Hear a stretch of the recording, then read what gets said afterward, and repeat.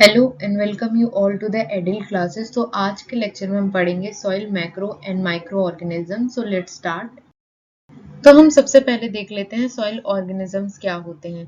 Soil organism हमारे soil health के लिए बहुत इंपॉर्टेंट रोल प्ले करते हैं। ये physical properties, chemical composition, biological activities इनको बहुत इन्फ्लुएंस करते हैं।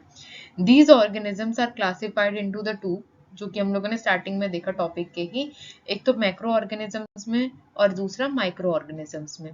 दोनों एसेंशियल रोल प्ले करते हैं, जैसे कि न्यूट्रिएंट साइक्लिंग हो गया, ऑर्गेनिक मैटर डिकम्पोजिशन हो गया, ओवरऑल सॉइल फर्टिलिटी को इम्प्रूव करते हैं। अब सबसे पहले बात कर लेते हैं मैक्रो ऑर्गेनिज्म की। मैक्रो ऑर्गेनिज्म जो होते हैं लार्जर सॉइल ऑर्गेनिजम्स होते हैं as compared to the micro ones. ये आपकी जो नेकेड आई, मतलब आप अपनी आंखों से देख सकते हैं, इसमें इंक्लूड होते हैं जैसे कि earthworm, ants, termites, beetles, millipedes, nematodes. अब बात कर लेते हैं बेनिफिशियल इफेक्ट्स क्या होते हैं हमारे मैक्रो ऑर्गेनिजम्स के बेनिफिशियल इफेक्ट्स क्या होते हैं। जैसे कि सबसे पहला आता है हमारा सॉइल एरेशन। सॉइल एरेशन क्या है, जब भी जैसे कि अर्थवॉर्म हो गए, एंड्स क्या होते हैं, ये क्या बनाते हैं, हमारे बरोज बनाते हैं। बरोज जैसे कि आपने देखा होगा, छेद छेद से रहते हैं हमारे, मतलब ऊपर नीचे आते रहते हैं सॉइल के अंदर, तो बरोज बन जाते हैं। इट्स लाइक अ पाथ, ठीक है, इनसाइड द सॉइल।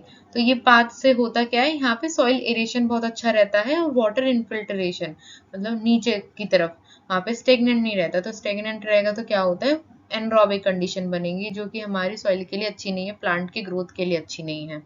उसके बाद आ जाता है डिकम्पोजिशन। कई माइक्रो ऑर्गेनिज्म क्या होते हैं, जैसे कि अर्थवर्म की बात कर लें, मिलीपिड की बात कर लें, तो ये जो है ब्रेक डाउन करते हैं ऑर्गेनिक मैटर का, जिससे क्या होता है, डिकम्पोजिशन का जो प्रोसेस है वो फास्टर हो जाता है। Break down of the organic into the inorganic substances. तो ये अर्थवर्म, मिलिपिड्स यही काम करते हैं डिकम्पोजिशन का। मैं न्यूट्रिएंट साइकिलिंग की बात करूं तो ये भी मैक्रो ऑर्गेनिज्म बहुत अच्छे से करते हैं। ये क्या करते हैं, जो भी ऑर्गेनिक मटेरियल होता है हमारा सॉइल के में, तो उसको कंज्यूम करते हैं बेसिकली। ठीक है, तो कंज्यूम करने के बाद ये क्या करते हैं, उसे ब्रेक डाउन कर देते हैं स्मॉलर पार्टिकल्स में, जिससे क्या होता है, जो भी माइक्रोबियल, जो कि माइक्रो ऑर्गेनिज्म करेंगे, तो वहां पे जो माइक्रोबियल एक्टिविटीज होती हैं उनको एनहेंस करता है। ठीक है, जैसे कि फैसिलिटेट करना, न्यूट्रिएंट्स को अवेलेबल कराना प्लांट्स के लिए। तो अब ऐसा तो है नहीं कि जो माइक्रो ऑर्गेनिज्म है सीधा बड़े पार्टिकल्स पे हमारा अटैक करेगा या फिर कंज्यूम करेगा। तो ये पहले स्मॉलर पार्टिकल्स में मैक्रो ऑर्गेनिज्म तोड़ देते हैं स्मॉलर पार्टिकल्स में, तो उससे क्या है, माइक्रोबियल एक्टिविटी फास्टर हो जाती है। सॉइल स्ट्रक्चर की बात करें तो जो बरोइंग एक्टिविटी होती है, मेन बरोइंग इन सब के अराउंड ही बात घूमती रहती है, तो वो हमारा सॉइल स्ट्रक्चर को भी इम्प्रूव करता है, उसकी स्टेबिलिटी को भी इम्प्रूव करता है। तो अब बात कर लेते हैं हम कुछ हार्मफुल इफेक्ट्स की मैक्रो ऑर्गेनिजम्स के अंदर। अब किसी चीज के बेनिफिट्स हैं तो कुछ कॉन्स होते हैं, ठीक है, कुछ कॉन्स होते हैं, कुछ प्रोन्स होते हैं। तो यहाँ पे अब देख लेते हैं हार्मफुल इफेक्ट्स में क्या आता है। तो पेस्ट एक्टिविटी सबसे पहली एक्टिविटी होती है जो कि मैक्रो ऑर्गेनिज्म में देखने को मिलती है। पेस्ट एक्टिविटी में क्या होता है, जो कुछ सॉइल माइक्रो ऑर्गेनिज्म होते हैं जो कि मैक्रो ऑर्गेनिज्म होते हैं, जैसे कि नेमाटोड हो गया, टर्माइट हो गया, ये प्लांट के रूट की तरफ रहते हैं, थोड़ा सा सॉइल के अंदर ही है। तो वहां पे क्या है, प्लांट के रूट के एरिया में जब ये रहते हैं तो उसको डैमेज कर देते हैं, जिसकी वजह से जो प्लांट का विगर है और उसकी प्रोडक्टिविटी है वो बहुत अफेक्ट होती है। दूसरा आ जाता है सॉइल इरोजन। जैसे कि अब हमारा यहाँ पे क्रॉप उग रही है, ठीक है, तो मैं क्या चाहूंगी कि हमारा जो है न्यूट्रिएंट अवेलेबल हमेशा अच्छा रहे और इरोजन ना हो, सॉइल इरोजन ना हो बेसिकली। लेकिन होता क्या है, जैसे कि लूजली बाउंडेड सॉइल है, अगर लूजली बाउंडेड सॉइल है तो होता क्या है, जब एंड्स या फिर अर्थवर्म मूव करते हैं, बरोज बनाते हैं, तो जो लूजली बाउंड सॉइल होती है ना, बहुत आसानी से इरोजन होने के चांसेस उसके बढ़ जाते हैं। तो ये एक हार्मफुल इफेक्ट होता है मैक्रो ऑर्गेनिजम्स का। अब देख लेते हैं माइक्रो ऑर्गेनिजम्स क्या होते हैं। माइक्रो ऑर्गेनिज्म माइक्रोस्कोपिक ऑर्गेनिज्म, बहुत स्मॉल साइज में जो हमें देखने को मिले, हमारी नेकेड आई से विजिबल ना हो, माइक्रोस्कोप के अंदर ही हम उन्हें देख सकते हैं। ठीक है, अबंडेंट होते हैं इन सॉइल, जैसे कि बैक्टीरिया, फंजाई, एक्टिनोमाइसिटिस, प्रोटोजोआ, एल्गी, ये सब देखने को हमें मिलते हैं। तो अब देख लेते हैं बेनिफिशियल इफेक्ट्स क्या है माइक्रो ऑर्गेनिजम्स के। तो सबसे पहला आता है हमारा डिकम्पोजिशन। डिकम्पोजिशन किस चीज का, तो यहाँ पे हमारे जो भी ऑर्गेनिक मैटर्स होते हैं तो उनको हमें सिंपलर कंपाउंड्स में कन्वर्ट करना होता है। तो इसका काम करते हैं हमारे बैक्टीरिया, फंजाई, ये बहुत अच्छा काम करते हैं ऑफ द डिकम्पोजिशन, जो कि प्लांट एब्जॉर्ब कर ले बाद में। सेकंड आता है नाइट्रोजन फिक्सेशन। हमें पता है कि रूट्स के अंदर जो लेग्यूमिनस क्रॉप्स होती हैं मोस्टली, वहां पे क्या होता है, एक राइजोबियम बैक्टीरिया प्रेजेंट रहता है। ये राइजोबियम बैक्टीरिया क्या करता है, जो एटमॉस्फेयर में नाइट्रोजन होती है उसको कन्वर्ट कर देता है into the absorbable nitrogen form, जो कि हमारा प्लांट अपटेक कर सकता है। थर्ड आता है हमारे पास माइकोरिजल एसोसिएशन, जो कि हमारा फंजाई बनाता है हायर प्लांट्स के साथ, तो इसे माइकोराइजल एसोसिएशन कहते हैं। जो फंजाई बना है विद हायर प्लांट्स तो उसे हम बोलते हैं माइकोराइजल एसोसिएशन। एक म्यूचुअल रिलेशनशिप है, ठीक है, जिसमें दोनों बेनिफिट करें। मोस्टली जो है फंजाई बेनिफिट करता है, लेकिन हम इसे म्यूचुअल रिलेशनशिप बोलते हैं।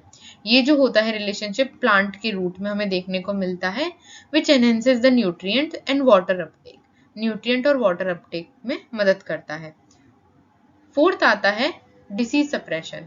कुछ जो माइक्रो ऑर्गेनिजम्स होते हैं वो कुछ एंटीबायोटिक सब्सटेंस हमारे रिलीज करते हैं। अब ये एंटीबायोटिक सब्सटेंस रिलीज करने से होता क्या है, तो सपोज कोई प्लांट है उस पे पैथोजन लग गया, ठीक है, तो पैथोजन क्या करता है, वो केमिकल्स रिलीज करता है जो कि जो टॉक्सिन्स रिलीज करता है, तो वो हमारा हार्म करेगा प्लांट को। इन टॉक्सिन के अगेंस्ट एंटीबायोटिक्स बन जाए तो ये जो पैथोजन है इसको आउट कम्पीट करेगा, मतलब इसके अगेंस्ट लड़ेगा, तो जिससे क्या होगा, incidence of the soil borne diseases कम हो जाएंगी। तो इस तरह हमारा माइक्रो ऑर्गेनिज्म काफी हद तक हेल्प करते हैं।